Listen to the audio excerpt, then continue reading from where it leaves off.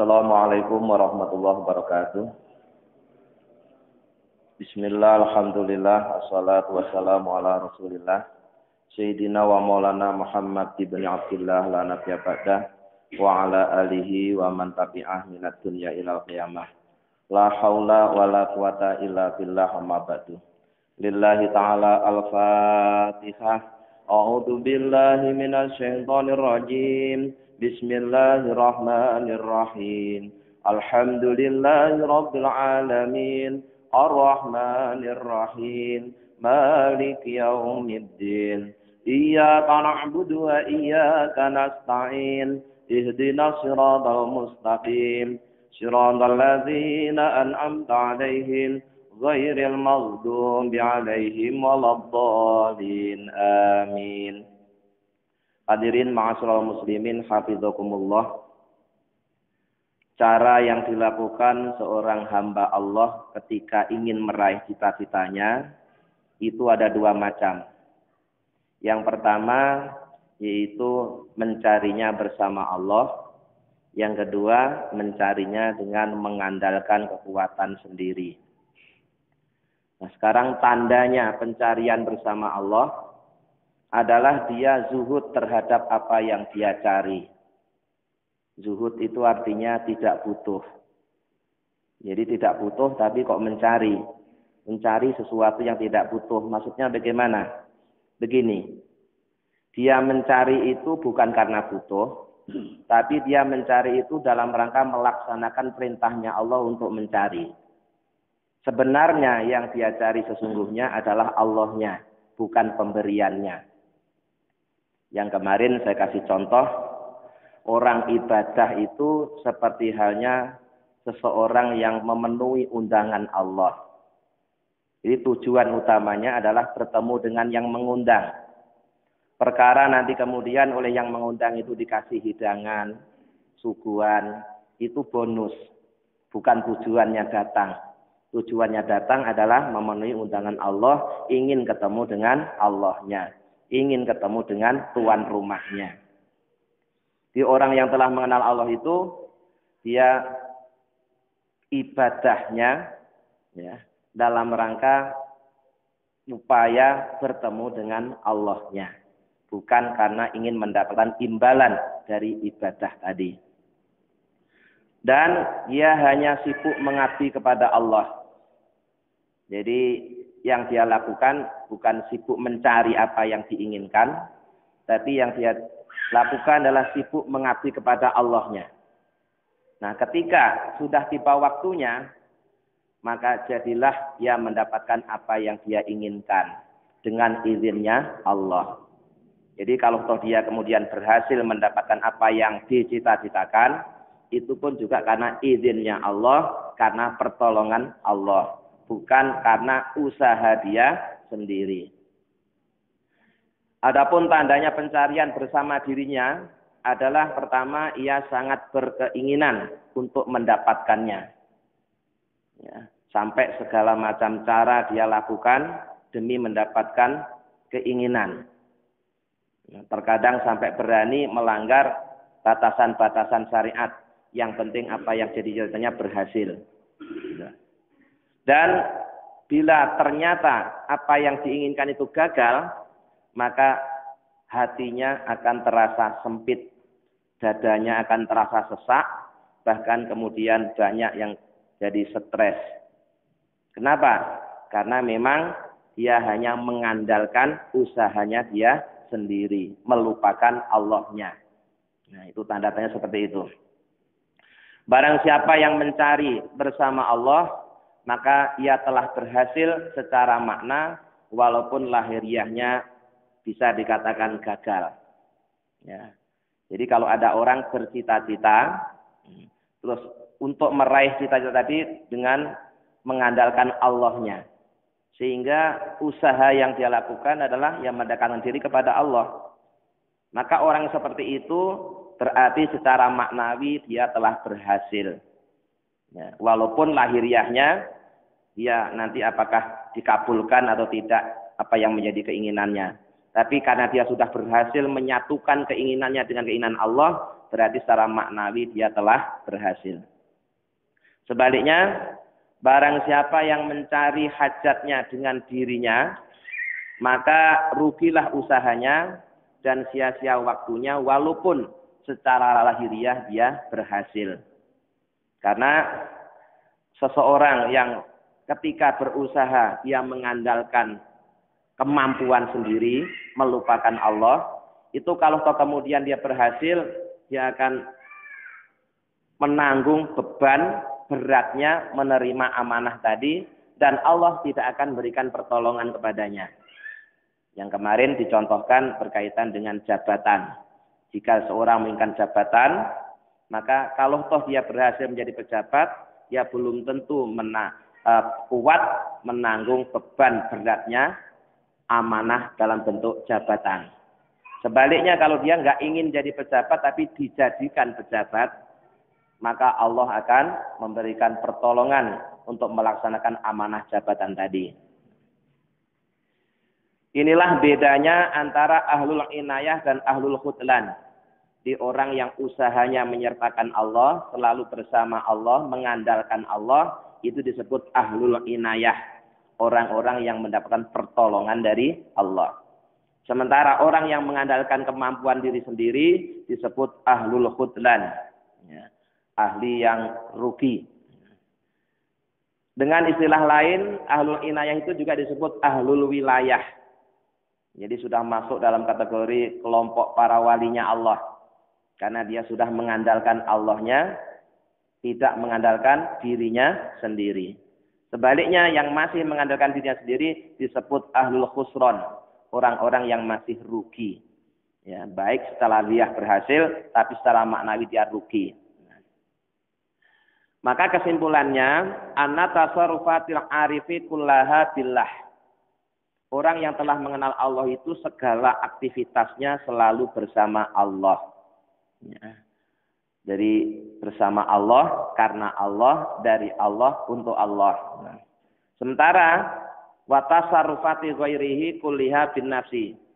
Segala aktivitasnya orang yang belum mengenal Allah, itu dia selalu mengandalkan dirinya sendiri. Kemudian orang yang mengandalkan Allah itu ada dua macam. Pertama disebut al-amalu billah, yang kedua al-amalu lillah. Ya. Al-amalu billah itu artinya beramal dengan pertolongan Allah. Itu masuk dalam kategori min ahli tahqiq. Ahli tahqiq itu berarti ahli hakikat. Orang yang ketika beramal, dia merasa bahwa dia bisa beramal itu karena ditolong oleh Allah, berarti dia telah mencapai hakikat. Nah. Yang kedua, al-amalu lillah, beramal karena Allah. Ini masih dalam kategori min ahli tasrik, orang yang masih dalam kelompok syariat. Mengapa? Karena dia masih merasa bisa beramal, walaupun beramalnya karena Allah. Nah. Kalau dalilnya, ya, yang al-amalu lillah, beramal karena Allah, itu masuk dalam ayat iyyaka na'budu. Hanya kepadamu kami menyembah. Hanya kepadamu itu lillah, ya, na'budu kami menyembah. Berarti masih merasa dirinya bisa menyembah. Nah, maka masuk dalam kategori golongan syariat. Karena masih merasa bisa menyembah.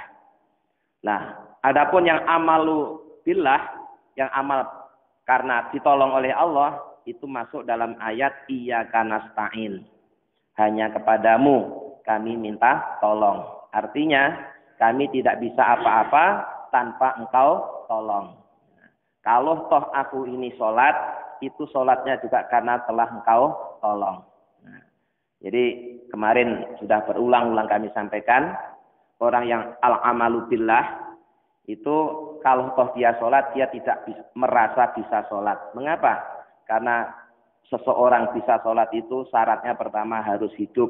Nah, hidup itu yang ngasih Allah, bukan miliknya manusia. Ya. Di samping dia hidup, dia harus punya ilmunya sholat. Ilmunya sholat dulu yang ngasih juga Allah, bukan miliknya manusia itu sendiri. Selain sudah punya ilmunya sholat, punya kekuatan untuk menjalani ibadah sholat. Nah, kekuatan yang ngasih juga Allah. Yang keempat, harus punya kemauan untuk sholat. Nah, yang menggerakkan hati seorang untuk mau sholat itu juga Allah. Jadi semuanya Allah.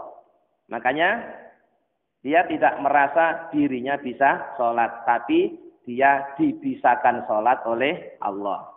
Itu iyyaka nasta'in atau min ahli tahqiq, yaitu ahli hakikat. Hadirin yang kami muliakan, bainal amali billah wal amilillah ma bainad dinari wa dirhami. Perbandingan antara amal billah dan amal lillah itu bagaikan perbandingan antara dinar dan dirham. Jadi perbandingan antara emas dan perak. Kedua-duanya berharga. Tapi tentu saja masih lebih berharga emas dibanding dengan perak. Ya. Jadi yang lillah itu masih perak, Pak, yang lillah itu. Tapi kalau billah itu baru emas. Makanya kita harus berupaya ya, dan senantiasa mohon kepada Allah agar kualitas ibadah kita ini tidak hanya berhenti di lillah, tapi bisa sampai billah. Jadi tidak hanya berkualitas perak, tapi bisa sampai ke kualitas emas. Wa man kana ilmuhu billah kana raji'an ilaihi fi kulli syai'in. Barang siapa yang pengetahuannya bersama Allah, maka dia akan mengembalikan segala urusannya kepada Allah. Karena ya memang semuanya berasal dari Allah, miliknya Allah. Ya, dirinya sendiri telah lenyap. Wa mu'tamitan alaihi fi kulli halin, dan dia senantiasa bersandar kepada Allah dalam segala keadaan. Senang, susah, kaya, miskin, sehat, sakit, tidak mempengaruhi kondisi rohaninya. Kenapa? Karena dia bersandar hanya kepada Allah. Ya, ketika kaya, dia bersandar pada Allah, tidak bersandar pada kekayaannya. Ketika sehat, tetap bersandar kepada Allah, tidak bersandar kepada kesehatannya. Karena sehat, sakit, kaya, miskin, itu semuanya juga miliknya Allah. Jadi kalau yang dilihat Allahnya, maka seseorang itu akan stabil. Ya, imannya stabil. Karena apa? Yang dilihat Allahnya. Tidak terpengaruh oleh keadaan yang ditimpanya atau diterimanya. Berbeda kalau orang itu belum bersandar kepada Allah, itu dengan berubahnya keadaan, imannya juga kadang-kadang ikut berubah. Kalau pas duitnya banyak, imannya mantap. Tapi pas duitnya tinggal sedikit, imannya ikut menipis. Sehingga imannya berubah-ubah tergantung isi dompetnya. Nah, ini berarti orang yang belum istiqomah imannya. Ya. Kalau yang imannya sudah istiqomah, ketika punya duit banyak maupun ketika tidak punya, ketika sehat, ketika sakit, ketika kaya, ketika miskin, sama saja. Ya, karena dia tidak mengandalkan itu semua. Yang dia andalkan hanya Allah Subhanahu wa ta'ala.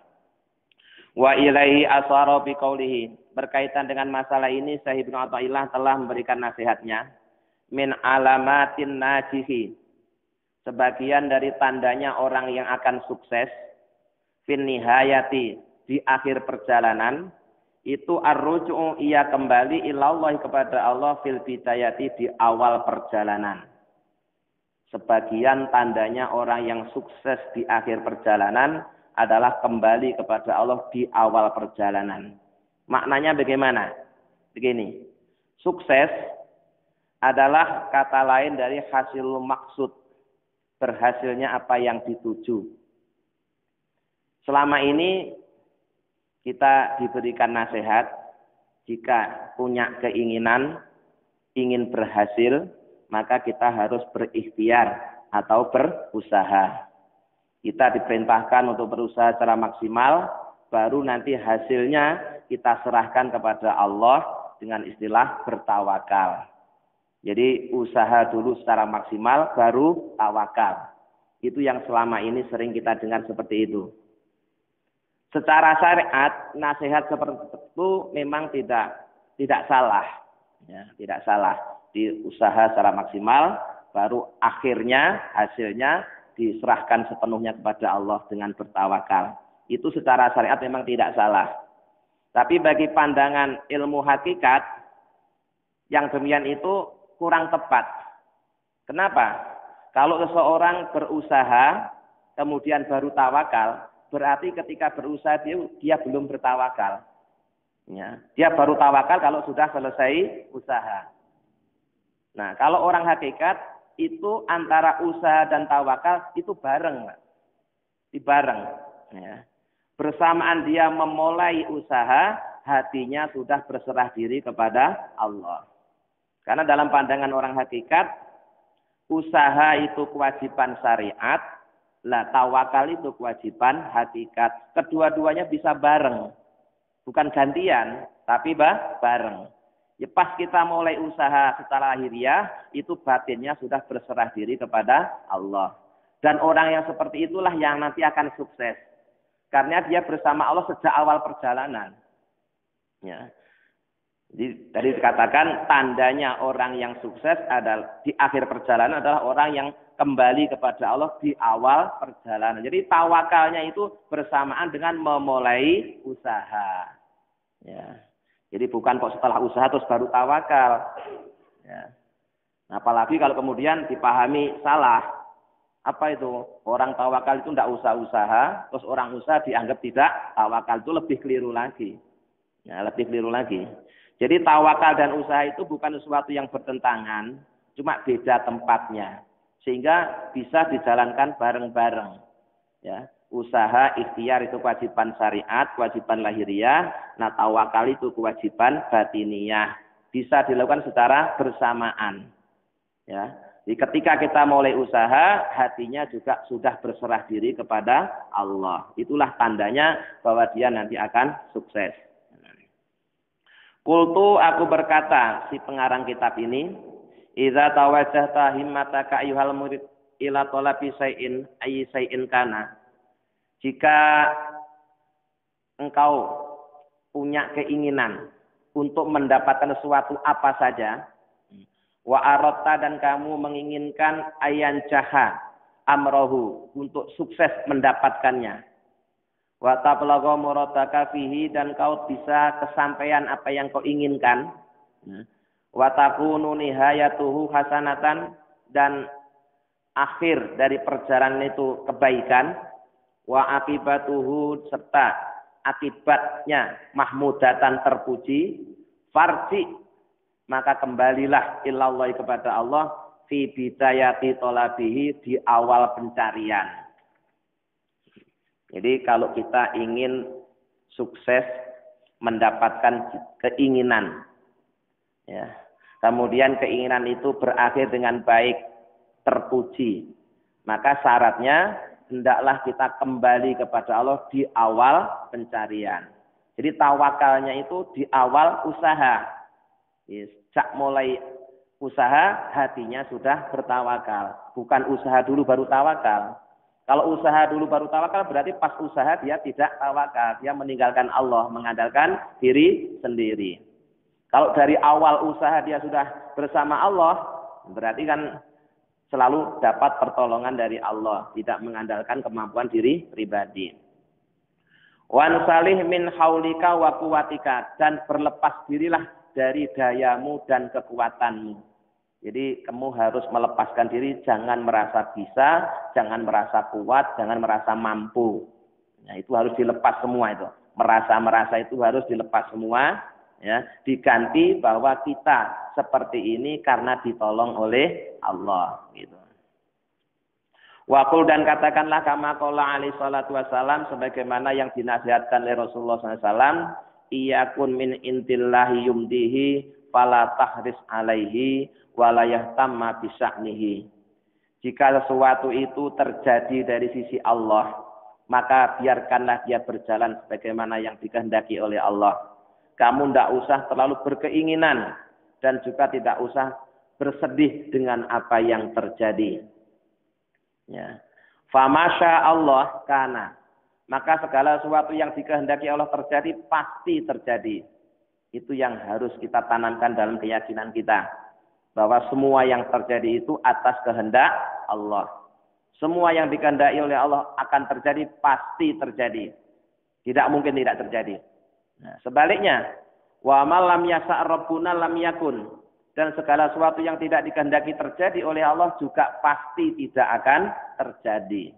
Jadi atau tidak jadi itu semuanya ada dalam kewenangan Allah. Ya. Bukan atas atau tergantung usahanya manusia, bukan. Tapi semuanya itu atas kehendak Allah. Walau istama'at, seandainya berkumpul jadi satu. Apa al-insu manusia wal jinnu dan jin bersatu ala ayan fa'uka untuk semuanya itu memberi manfaat kepadamu bisain dengan sesuatu lam yuqaddiruhu Allahu laka, tetapi Allah tidak menakdirkannya untukmu. Lam yakdiru, niscaya jin dan manusia tadi itu tidak akan mampu ala zalika untuk memberi manfaat kepadamu. Ini yang bersabda Rasulullah. Jadi untuk menunjukkan betapa lemahnya manusia, betapa lemahnya makhluk. Seandainya seluruh manusia berkumpul, tidak hanya manusia saja, gabungan dengan jin, semuanya sepakat bertekad bulat untuk memberi manfaat kepada kita. Misalnya kita sedang sakit, ya. Kita sedang sakit, terus semua manusia dan jin berkumpul, bersatu, berusaha untuk menyembuhkan kita. Tapi ternyata memang Allah menakdirkan kita tidak sembuh. Maka yang terjadi ya tetap tidak sembuh. Itu maksudnya begitu. Ya, jadi walaupun seluruh jin, seluruh manusia berusaha ngobatin kita, nyembuhin kita, tapi kalau Allah tidak menakdirkan kita sembuh, kita juga tidak bakalan sembuh. Sekarang kebalikannya. Walau istama'u, dan seandainya mereka semua berkumpul jadi satu, jin dan manusia. Ala ayaduruka bisai'in, untuk mencelakaimu dengan sesuatu. Lam yuqaddirhu Allahu alaika, yang Allah tidak mentakdirkannya kepadamu. Lam yakdiru ala dzalika, niscaya semuanya itu tidak akan mampu untuk mencelakaimu. Kalau tadi ya semua jin dan manusia berkumpul jadi satu untuk memberi manfaat kepada kita, kalau tidak ditakdirkan oleh Allah tidak akan terjadi, tidak akan bisa. Sebaliknya juga begitu. Seandainya semua manusia, semua jin ngumpul jadi satu untuk mencelakai kita, tetapi Allah tidak mentakdirkan kita akan celaka, maka tetap saja usaha mereka itu akan sia-sia. Dan itu, Pak, ketentuan seperti itu sudah Allah tetapkan sebelum kita ada. Ya, sebelum kita ada, ketentuan seperti itu sudah ada. Nabi mengatakan jafatil aqlamu, telah kering tinta-tinta pena. Berarti ketetapan Allah sudah selesai. Watuyati sukufu, dan buku catatan sudah dilipat. Berarti ketentuan bahwa yang bisa memberi manfaat dan madarat itu hanya Allah, itu sudah Allah tetapkan semenjak kita belum ada. Maka orang yang yakin dengan Allah, yang al-amalu billah, maka dia tidak akan takut menghadapi apapun. Dan tidak akan sedih ketika menghadapi sesuatu yang tidak menyenangkan. Ya, karena dia bersandarnya hanya kepada Allah Subhanahu wa ta'ala. Fa'idha talabta syai'an, bila kalian mencari sesuatu, wa kunta fi mu'tamidan 'ala Allah, bersamaan dengan kalian mencari sesuatu itu, kalian bersandarnya kepada Allah. Wa mufawidun amrika ilallah, dan kalian menyerahkan urusanmu kepada Allah. Ini aneh ini. Dia mencari, ya, tapi dalam pencariannya tidak mengandalkan usaha dia sendiri. Yang dia andalkan Allahnya. Tapi tetap mencari, bukan diam saja. Ya. Tangduru ma sabaqa fil ilmillah, maka tunggulah apa yang telah menjadi ketetapan ilmunya Allah. Ya. Jadi kalau kita sudah menyerahkan semuanya kepada Allah, ya tunggu yang terjadi nanti sesuai dengan yang diprogram oleh Allah.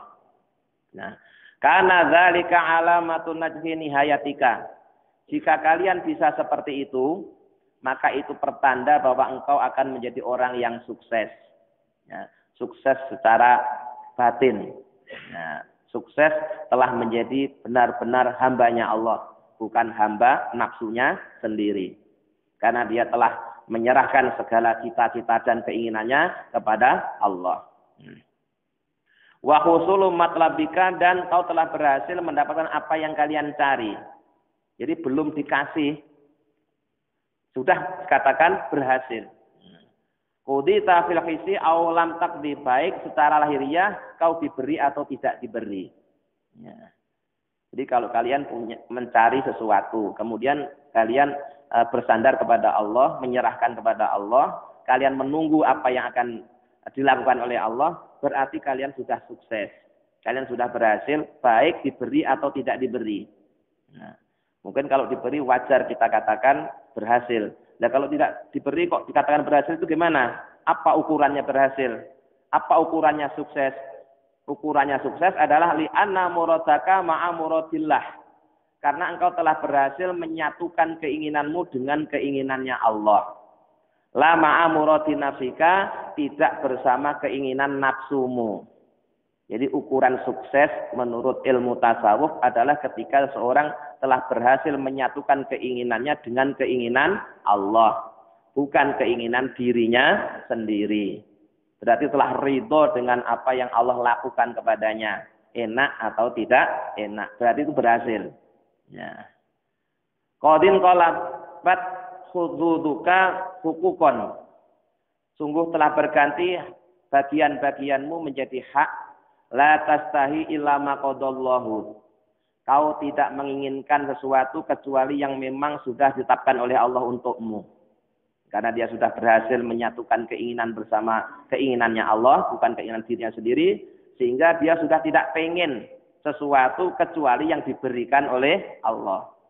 Nah, yang diberikan oleh Allah itulah yang terbaik baginya, berhasil atau tidak berhasil secara lahiriah. Nah, wala tangduru, dan janganlah kau melihat ilama. Wala tangduru, dan kau tidak melihat ilama yabrozu min intillah, kecuali suatu yang munculnya dari Allah. Qad faniyat an khududika, sungguh engkau telah lenyap dari bagian-bagianmu, wasahwatika, dan keinginan-keinginanmu atau sahwat-sahwatmu. Jadi dia sudah lepas dari keinginan nafsunya, dia menyatu dengan keinginannya Allah, sehingga apapun yang Allah berikan kepadanya, ya terima dengan ridho. Wa in talabta syai'an, dan sebaliknya jika kau mencari suatu binafsika dengan dirimu sendiri, ya, mengandalkan kemampuannya, kekuatannya, ilmunya, merasa bisa, mu'tamidan ala haulika wa quwatika, dia mengandalkan daya dan kekuatannya. Kalau yang pertama tadi kan mengandalkan Allah, kalau ini mengandalkan kekuatan dia sendiri, merasa punya ilmunya, merasa punya keahlian, punya kekuatan, dan dia belum apa-apa sudah yakin pasti akan berhasil. Harison ala qadaiha, sangat berkeinginan untuk dipenuhinya. Jahidan fi talabiha, dan dia bersungguh-sungguh dalam mencarinya. Kana dzalika alamatu ala adami qadaiha. Maka yang demikian itu menjadi tanda bahwa dia orang yang tidak akan dipenuhi apa yang menjadi keinginannya. Wa khaibatir raja'i fiha, dan sia-sianya harapan dia. Wa adami najhi nihayatiha, dan tidak suksesnya di akhir perjalanannya. Karena dia mengandalkan kekuatan pribadi. Makanya di dalam Al-Quran itu ada ayat yang menyatakan bahwa ada orang yang menuhankan dirinya sendiri. Ya. Jadi ada juga tidak hanya menuhankan kepada benda-benda yang dianggap kuat, tapi ada juga orang yang menuhankan dirinya sendiri, ya, menuhankan nafsunya. Nah, maka kalau seorang sudah menuhankan nafsunya sendiri, ya pertanda dia gagal perjalanannya menuju Allah, karena ternyata yang muncul bukan, yang ditemukan bukan Allah, yang ditemukan justru malah dirinya sendiri. Ya ibadah karena untuk nuruti kemauan dia sendiri, bukan untuk melaksanakan perintahnya Allah. Makanya kalau ibadah kemudian yang dilihat itu imbalan yang akan diberikannya. Ya. Seandainya tidak ada imbalan, dia nggak mau ibadah. Berarti kan ibadahnya karena nuruti nafsu, nyari imbalan. Nah, wa in qudita fil hissi, wa ukilta ilaiha. Dan seandainya secara lahiriah kau berhasil mendapatkan apa yang kalian cita-citakan, niscaya kalian akan ditimpakan dengan beban yang sangat berat tanpa pertolongan dari Allah. Fata'abta bisababiha, maka engkau akan menjadi capek karena menerima amanah tadi. Walam tu'in, dan kalian tidak akan ditolong ala suuniha, atas keburukan-keburukan amanah yang kalian terima. Ya. Wa ma'aribiha, dan bahaya-bahaya dari amanah yang kalian terima. Karena memang dari awal kau mencarinya mengandalkan kemampuan pribadi, kekuatan pribadi, melupakan Allah. Wa hadza kulluhu mujarrabun sahihun intal ami wal khos. Nasihat-nasihat di atas sudah terbukti mujarab dan benar bagi orang-orang am dan orang-orang khos. Jadi sudah banyak yang mempraktekkan, baik orang am maupun orang khos, ketika dia berusaha, dia mengandalkan Allahnya, maka dia akan berhasil. Ya. Walaupun lahiriahnya mungkin bisa kadang-kadang dianggap gagal, tapi dia tetap berhasil. Kenapa? Karena batinnya, keinginannya sudah menyatu dengan keinginan Allah. Sebaliknya, orang yang ketika berusaha mengandalkan kemampuan pribadi, walaupun lahiriahnya berhasil, tapi hakikatnya dia gagal. Karena dia bukan mencari Allah, tapi mencari dirinya sendiri. Nah, karena itu sekalian, mari kita kembali mengoreksi niat kita ibadah. Apakah ibadah kita selama ini karena melaksanakan perintahnya Allah, atau hanya karena ingin mendapatkan imbalan yang disediakan oleh Allah. Jika ternyata ibadah kita selama ini hanya tertarik dengan imbalan yang akan diberikan, mari kita ubah. Ya, kita ubah. Baik ada imbalan atau tidak ada imbalan, Allah itu memang zat yang memang berhak untuk disembah. Ibadah adalah kewajiban kita kepada Allah yang harus kita laksanakan. Sementara imbalan itu hak prerogatifnya Allah. Ya.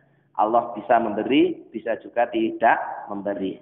Tapi yang kita tuju bukan pemberiannya, yang kita tuju adalah zat yang memberi.